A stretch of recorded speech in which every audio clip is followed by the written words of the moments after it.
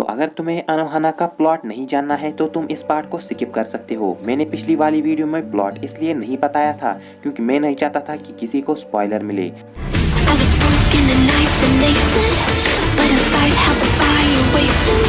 Not a word that you say can save this, so don't try, 'cause this time you crossed the line.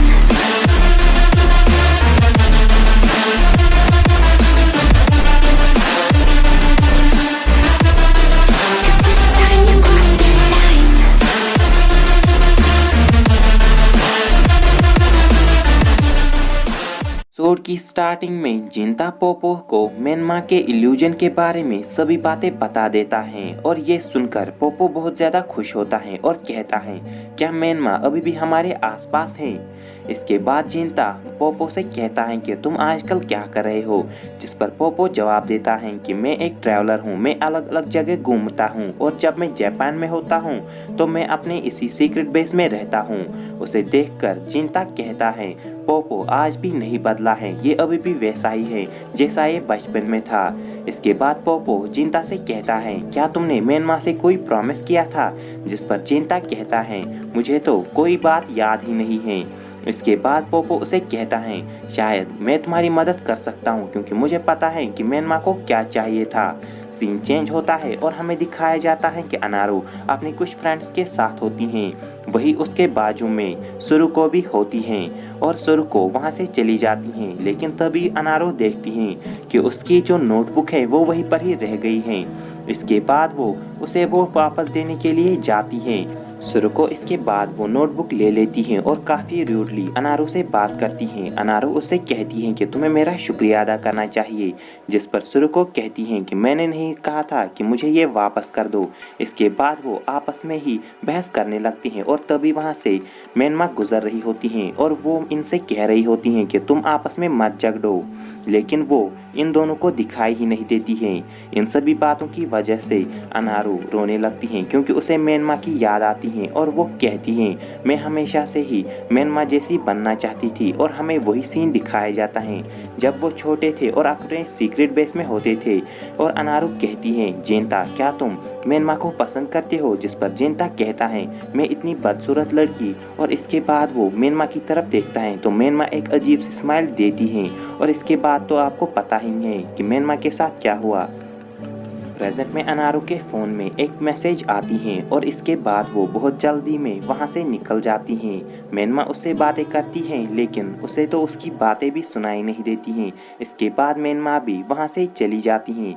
Scene change होता है और हमें दिखाया जाता है जिंता एक स्टोर में कुछ चीज़ें ढूंढ रहा होता है। इसके बाद वहाँ पर एक सेल्समैन आता है और कहता है, सर आपको क्या चाहिए? वहीं पर हमें पता चलता है कि जो अनारू हैं वो भी इसी स्टोर में काम करती हैं। इसके बाद अनारू जिंता से कहती हैं, तुम्हें क्या चाहिए? जिस पर जिंता जवाब देता है, मुझे एक नोकेमोन गोल्ड गेम चाहिए। गोल्ड का नाम सुनकर अनारू हैरान होकर कहती हैं, वो एडिशन तो सालों पुराना है। जिस पर जिंता जवाब देता है, अगर तुम्हारे पास वो है तो प्लीज़ मुझे वो दे दो, मुझे उसकी ज़रूरत। इसके बाद हमें दिखाया जाता है कि पोपो ने ही जिंता से कहा होता है कि मेनमा को नोकेमोन वीडियो गेम में से एक कैरेक्टर चाहिए था और शायद यही उसकी विश है। जिंता इसके बाद नोकेमोन वीडियो गेम को खरीद लेता है और घर आकर वो इस गेम को रात भर खेलने लगता है।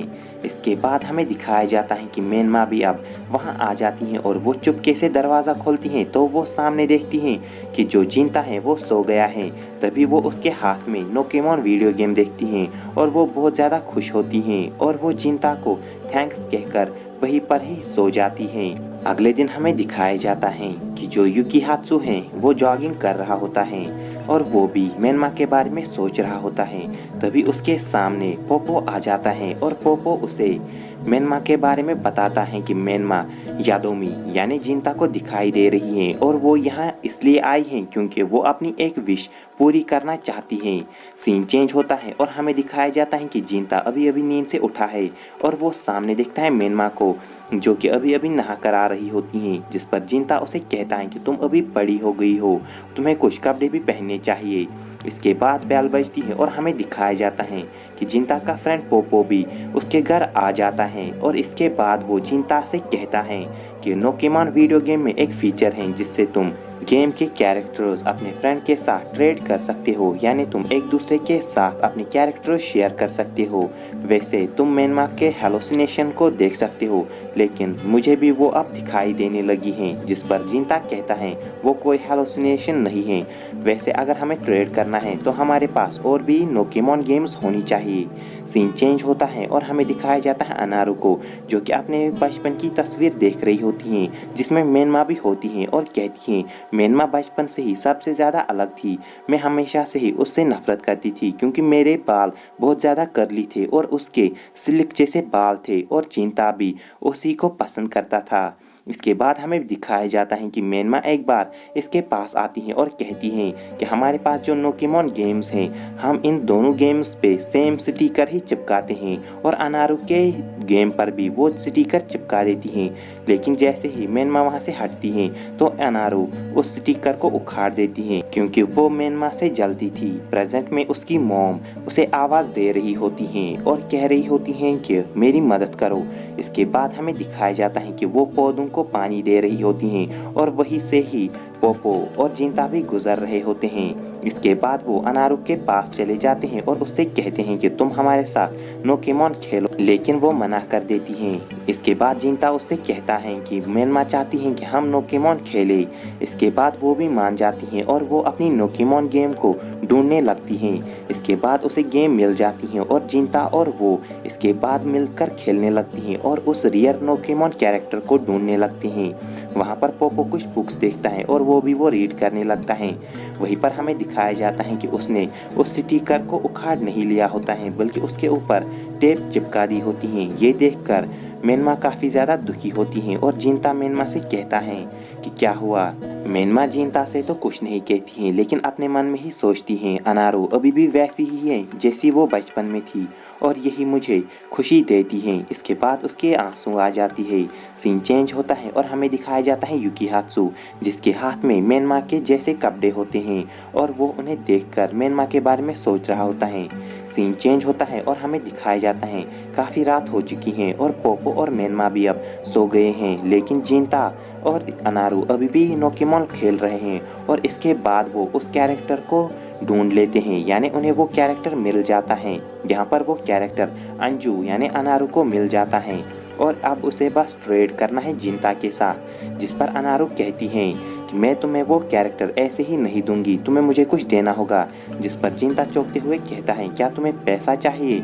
जिस पर अनारू कहती हैं बेवकूफ़, मैं पैसों की बात नहीं कर रही हूँ, क्या तुम स्कूल वापस आओगे?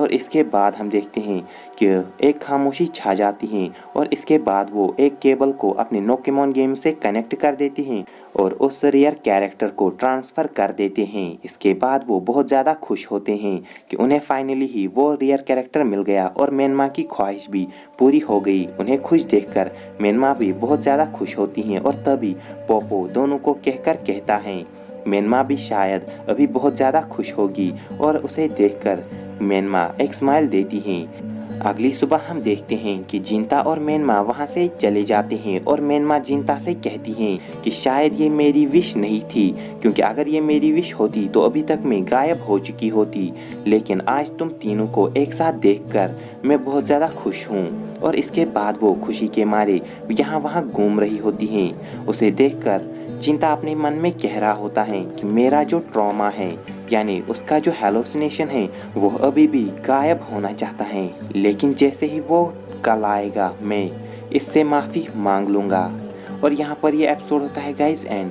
गाइज ये वाला एनिमे मेरे दिल के करीब है, यानी ये मेरा एनिमे नारुतो और बाकी सभी एनिमे से सबसे प्यारा एनिमे है, और इसीलिए मैं इसे आगे भी कंटिन्यू करूँगा। तो इस वीडियो को ज़्यादा से ज़्यादा लाइक और शेयर करना। मैं मिलता हूँ नेक्स्ट वीडियो में, तब तक के लिए बाय बाय।